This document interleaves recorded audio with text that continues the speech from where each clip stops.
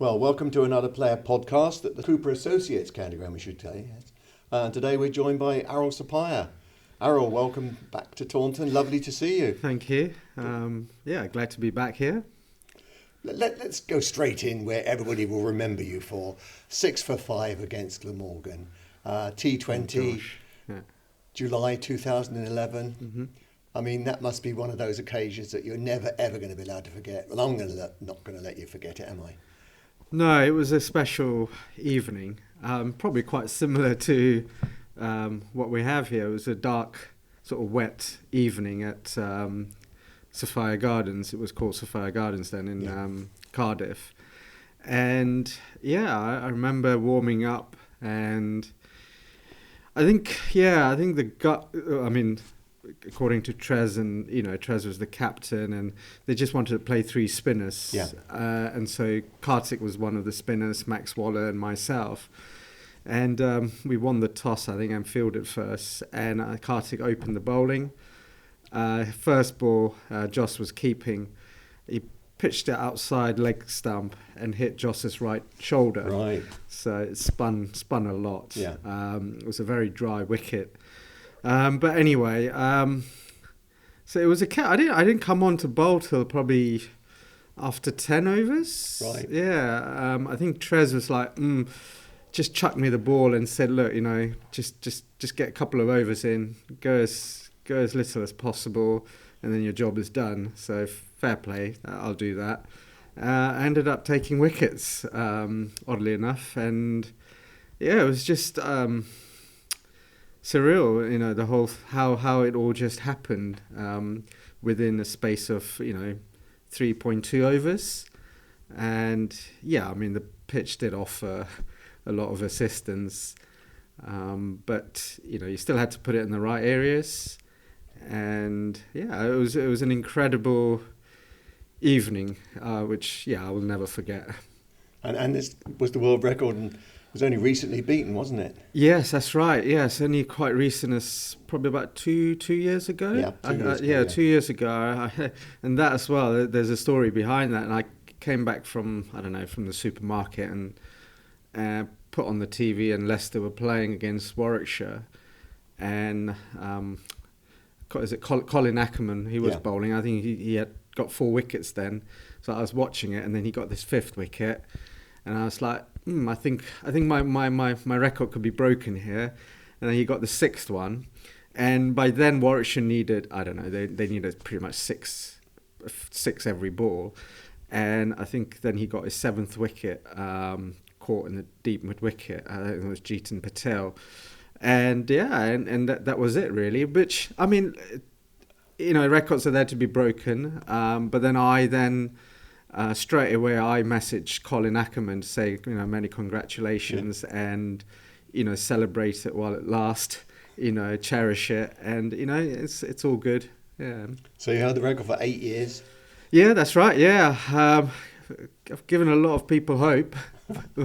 I think there's been a lot of figures that are very, very close. And actually it won't surprise me that someone will take 8 wickets. I think you just need to get on a roll, and why not? I mean, like you just saw Sydney Thunder being bowled out for 15 about 3 weeks ago, which you never thought that would happen in a professional setup. But I think getting 8 wickets is possible.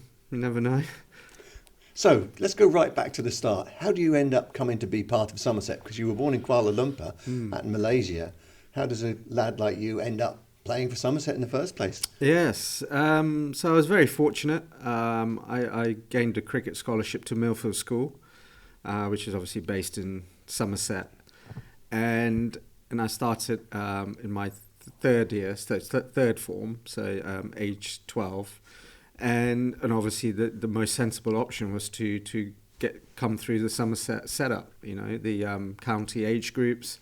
So I just played for Somerset since under 12s, under 13s, worked my way up, and that's how I ended up playing for Somerset. And I'm pretty much a West Country boy, even though yes, I'm from Malaysia, but I've been here for 28 years. So I was at Milford for 5 years. I did my A levels under the, and I had very, very lucky to have coaches like Mark Davis, who was a former Somerset player, and Richard Ellison as well. And straight after school, I went to Exeter Uni, which is, just further down the road, further southwest. So, and then straight after that, I was with Somerset. So I'm pretty much a West Country boy, and I played for Devon as well, for a couple of years, which, I definitely helped me in my progression as a cricketer. But yeah, just by being at Millfield, and I know it sounds silly, about 8,000 miles away, but and that's how I ended up playing for Somerset. Who was in your sort of year group that you played through with, who people would have known? Yeah, so Wes Durston, right? James Hildreth. Yeah. So James was 2 years below me, academic years. Wes was maybe a couple of years above me. There was Max Waller, Craig Keyswetter.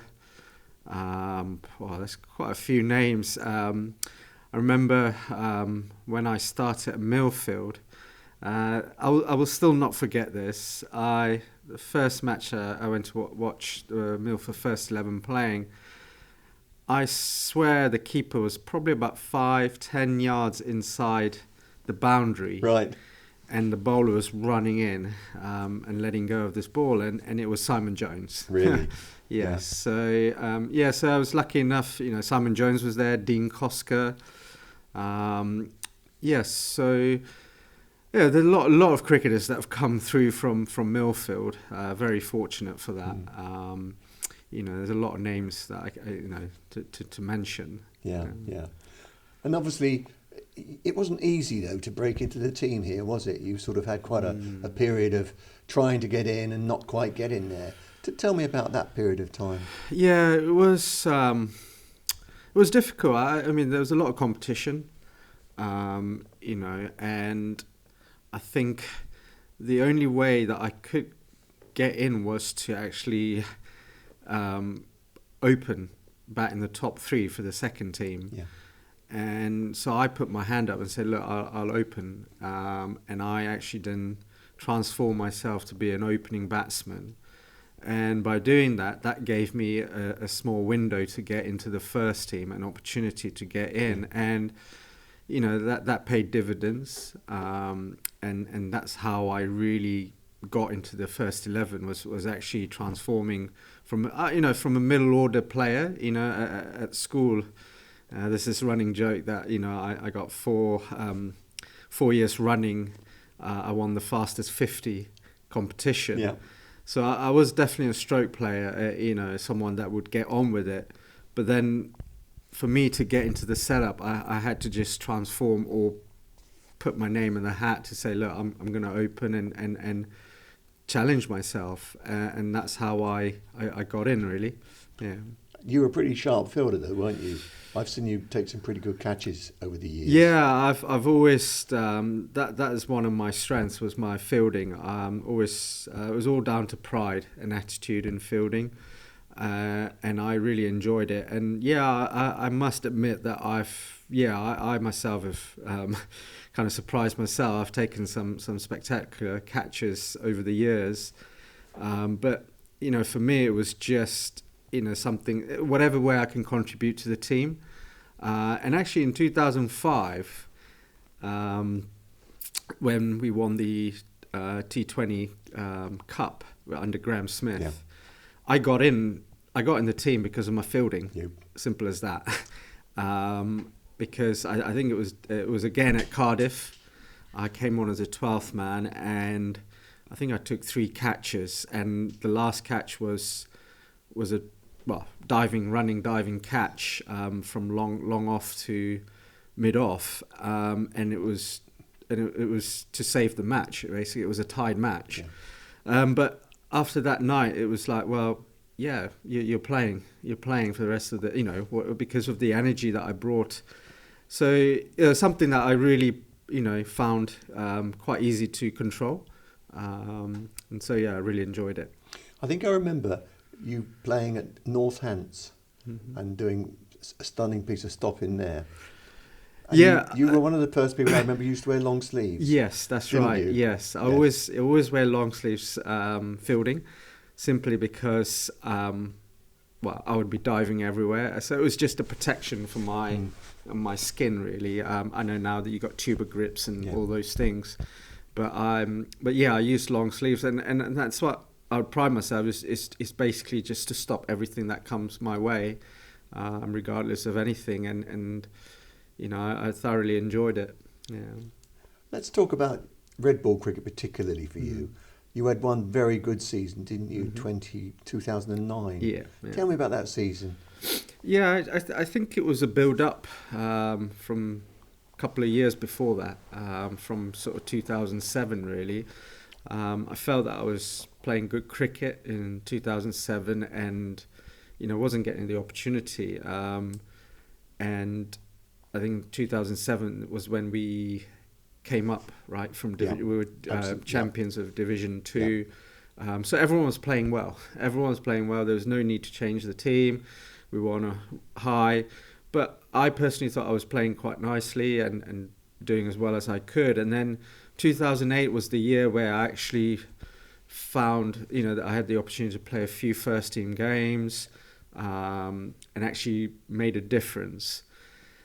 And I just took it with me, you know. I learned as much as I could over the last 2 years, and 2009 was again, I think it was pre-season, all down to pre-season, and I got a lot of runs over pre-season. I think I made a couple of hundreds or 300s in 3 pre-season games, which meant that I guess I didn't give a choice, you know, for the selectors of the coach, captain, who to go with. So I suppose they went with me, and yeah, I mean, yeah, 2009 was my best year by a long way, and really enjoyed it. You know, to be sandwiched in between Trescothick and Justin Langer, you know, open with Trez and Justin Langer at number 3. So that was quite, yeah, I was a bit starstruck, but yeah, I just went about doing my job. You know, at times I'd go like, well, Trez is playing on a different wicket, but then I just had to do my bit. So I think as a pair we worked really well. You know, we bonded really, really well. That was the year of the game with Yorkshire down here. Tell me about that. Oh, That was a spectacular match, wasn't it? Yeah, it was. Yeah, I think we were chasing 470, 475, and I remember Yorkshire.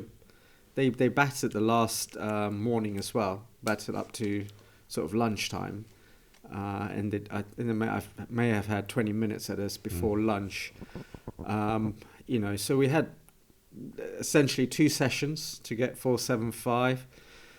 In all honesty, we just went out there to bat.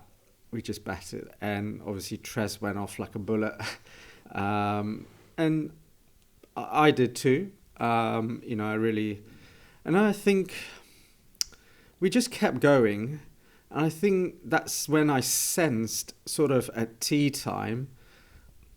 I sensed that the fielders, the bowlers, the captain, you know, of the opponent, Yorkshire, they were kind of they were panicking a little bit. They were not quite sure, and I sensed that actually, yeah, the game is there for us to win it. If, you know, as long as we, you know, hold wickets and continue what we're doing, and we still had a massive task, but that gave. I remember Langer, David Stiff. Yes. Stiffy, he came in at number 3. Yeah, he came in. As a pinch hitter, and oh my Yeah. God, I think he made 49 of like 20 balls, you know, and I think that shifted the momentum as well massively, Yeah. or showed our intent to actually, we want to win this match, and then Triggs at the end there, to get a ton, that was unreal. So, you know, it was just set up for him. It was one of Trigo's innings, wasn't it? It was just set up.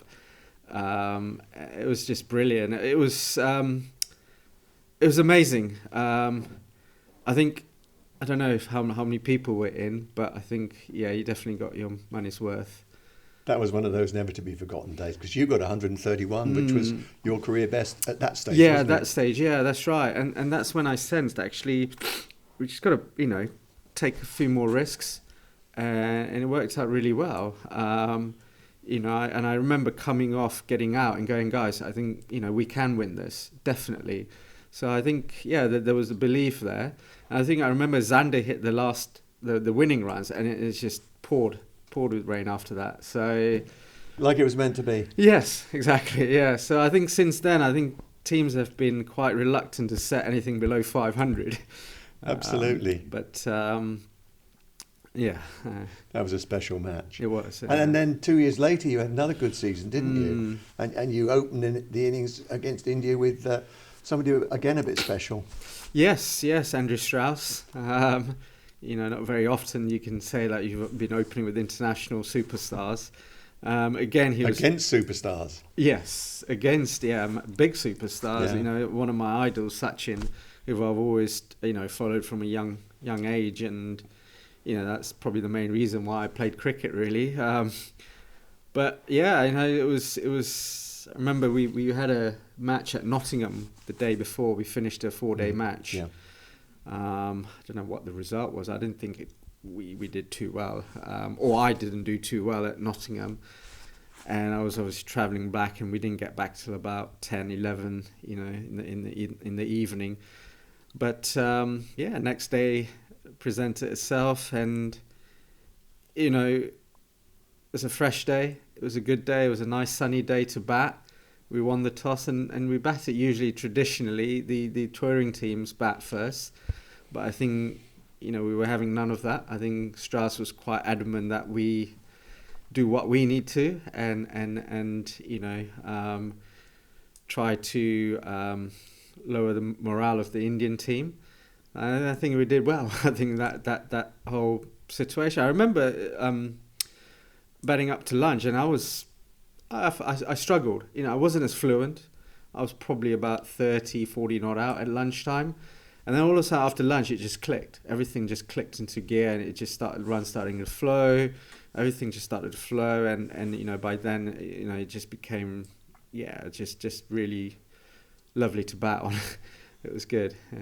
And was it like batting with people like Trez and Strauss and Langer? And you've been lucky enough to play alongside on the opposite end to lots of big names. I mean, what's it like batting in the best seat in the house? Yeah, I mean, you learn a lot. I think the key here is not to play like them. I think you've just got to play your own game and trust your game. So batting with Trez was amazing, purely because not so much, his quality was obviously very, very different, at a much higher caliber. But I think little things like we pick up on, like watching the bowler, how they hold the ball, what they were trying to do, which way they're trying to swing, whether it was reverse swing. So we would convey all those, and actually I think for me that was the partnership. It was about giving as much information as possible to one another, and then it was up to each individual to use that. So it wasn't so much about how you play or, this is what you have to do. It was about just, trying to pick their brain and going, okay, yeah, maybe what about me doing this? And just, so I think I found that really helpful with Trez, and in a lot of similarities in terms of actually the process of batting. Yeah. Not so much batting itself, the process of it.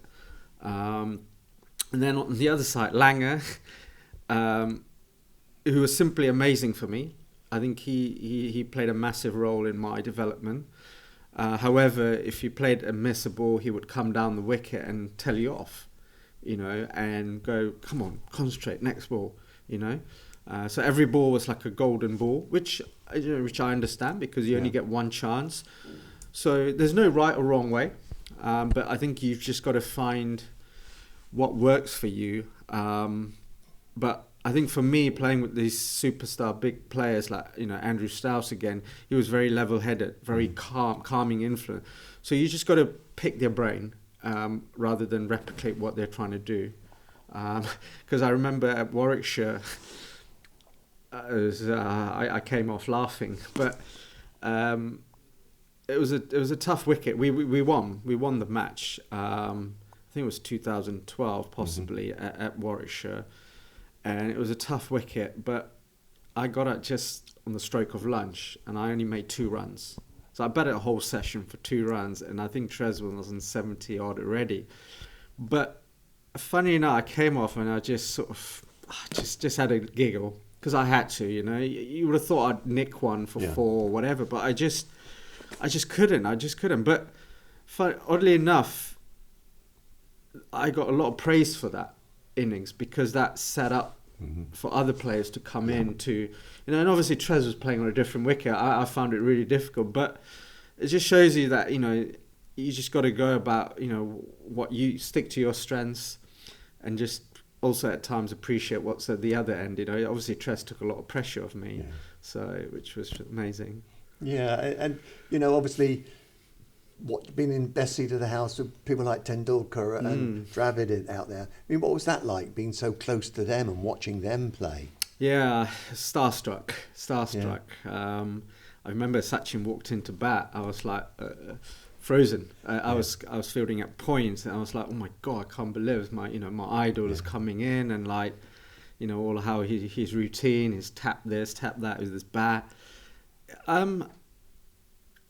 just very fortunate to play against and with these superstars. Like I remember Ponting playing here, of course. Graham Smith. We've had some big names playing for Somerset. The likes of Kieran Pollard in T20. I think it's about just learning from them because they've got all the experience. They've seen it all. There's a reason why they are the best. So I think it's just, even when Hashim Amla played for Nottingham, I went into the dressing room and spoke to him for a couple of hours just to pick his brain, just to obviously work, find out how to be more successful, and not everything works for the individual. You've got to, pick what is right for you. But there's no harm talking about the game. Yeah. And all too soon it came to an end for you, didn't it? Because you had injured knees and you had to pack up in 2013. Yeah, 2013. Yeah, so sort of like 4 years on from my sort of best year. I've always struggled with my knees. I've got patellar tendonitis, so it was very difficult. I mean, I've had it, long term, and I think it just got to a point where it was sort of affecting my day-to-day living, my lifestyle, and like driving, sitting down to have a meal, I was in agony, or even just, walking around and stuff like that. So, and unfortunately, and that's something with professional sports. It's a short career, and these things happen. I thought, well, actually, I need to look after myself, and obviously with the advice of the surgeons that I saw was best that if I just retire and look after my knees and go from there. So it was obviously very sad to retire under those circumstances, but again, I think I can honestly say that I've given everything, like put my hand up and worked hard for it. And I've enjoyed it. So, and you just got to make the most out of it. And what about one or two sort of special moments? I know that that ton in that game against Yorkshire here, and again with Straussy and the wicket haul, but one or two other little sort of moments, things that I might not pick out as highlights that you might want to remember. Yeah, I think it was against Northants here, T20 match. And Alton Chigambura, who was the overseas player for them from Zimbabwe, and I came on to bowl and I got him out my first ball. But I think that, because I think it was the quarterfinals, home quarterfinals, but that was a turning point as well. For me, that was quite high up there on one of my sort of list. That's quite. I remember, Because you had a long time in the changing room with a whole range of people, didn't you? Yeah. So there must be one or two little things that maybe sort of click there for you. That's going back quite a while now. Must be a Trigo story somewhere. Trigo. Yeah, you remember, what was it, changing those and the Colin Atkinson Pavilion back in the days with Big Graham Rose and all those, Piran Holloway and all of that. And, Jamie Cox was captain then. This, I guess, my debut 100 first class at Derbyshire. Right. There were 3 of us from Millfield, so it was me, Hildreth, and Wes. Yeah. And we all got hundreds. So that was Wes's debut maiden 100 as well. Right. Mine too. So that was quite something unforgettable, which was a very proud moment. I don't know. You should put me on. It's a very good question. There's a lot. I think if anything, you're right. If anything, it's more things like catches that come to mind. Like I think in 2005, Shah Willoughby was bowling, and what's his name against Gloucestershire? Craig Spearman ballooned up one over covers, and I pretty much sprinted for about 40-50 metres and took a diving catch in front of a packed house. I think that's the day where we made the world record. Yep. 250 plus. Yep. That was with JL and Cameron White. And I remember Cameron White hitting a ball to the gates here.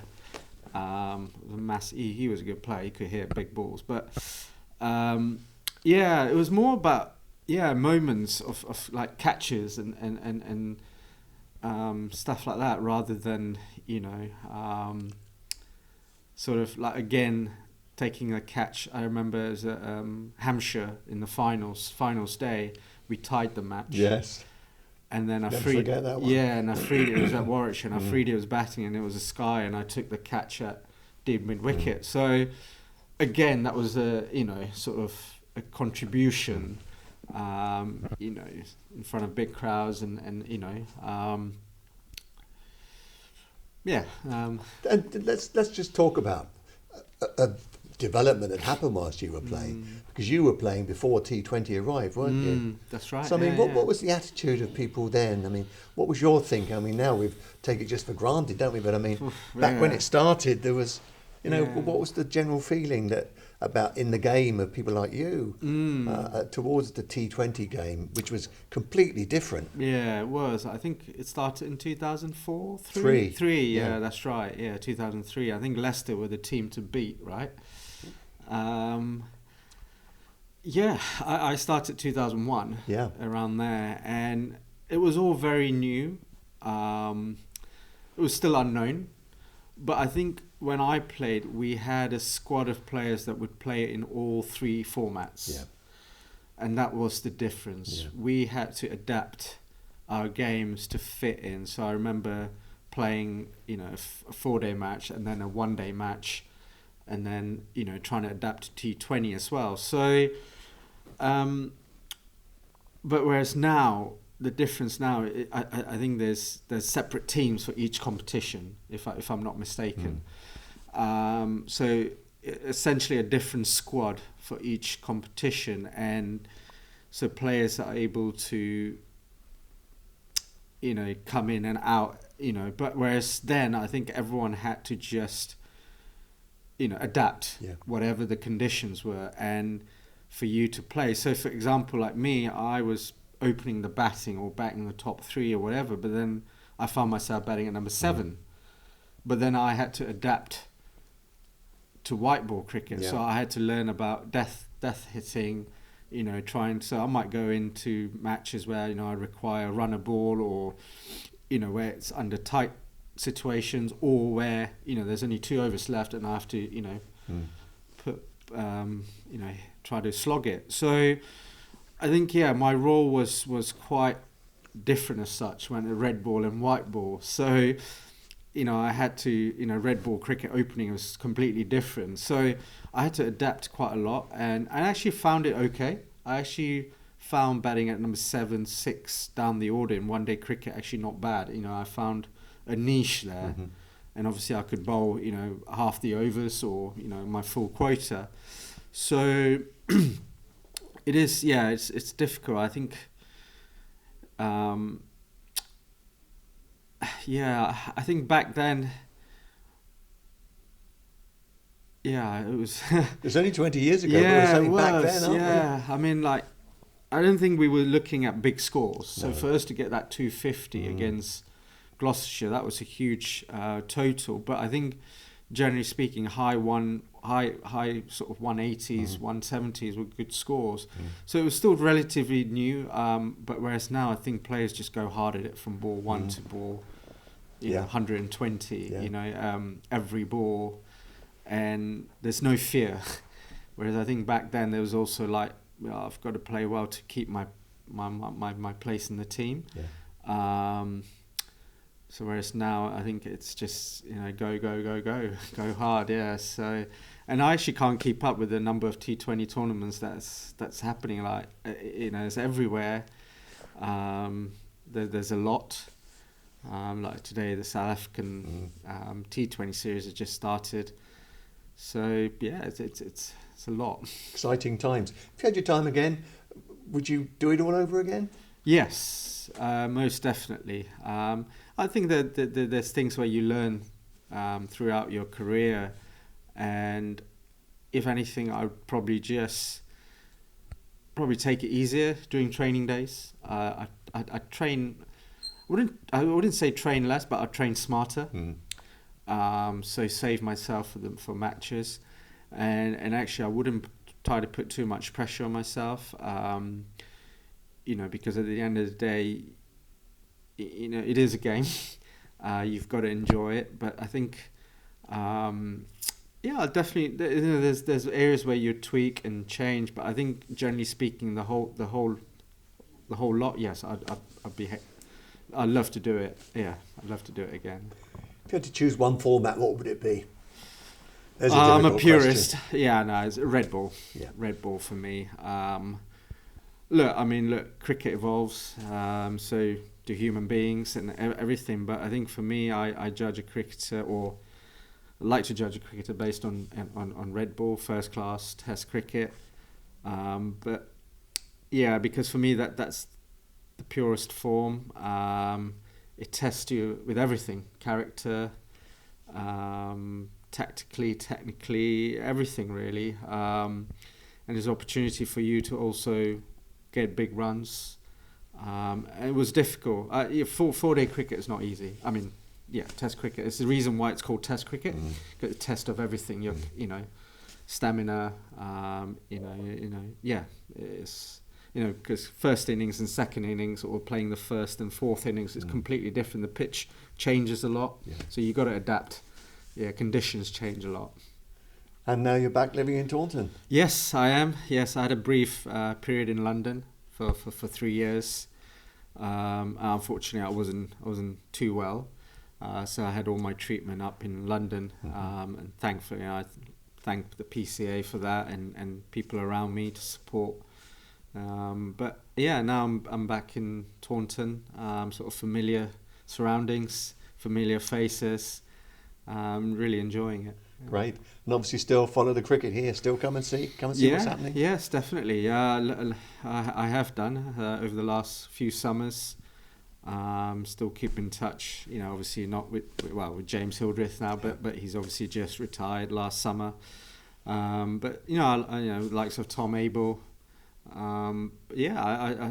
Somerset will always be part of me. You know, it's always been and will always be part of me, and it's great to come back and actually see the supporters as well. You know, on the Gimblett Hill. Yes, I see a lot of them, and they still do recognise me, which is great. But you know, and Tractor is always there. But no, it's great. It's great to come back, and it's a very warm, friendly, family-orientated place, you know, and Somerset cricket for me is special. I always have a special place in my heart. Brilliant, Arul. Thank you so much for being with us today. Thank you. And great to hear you talking about Somerset with so much affection. We've always enjoyed seeing you down here, and we look forward to seeing you in many many years to come. Thank you very much indeed. Thank you. Thanks.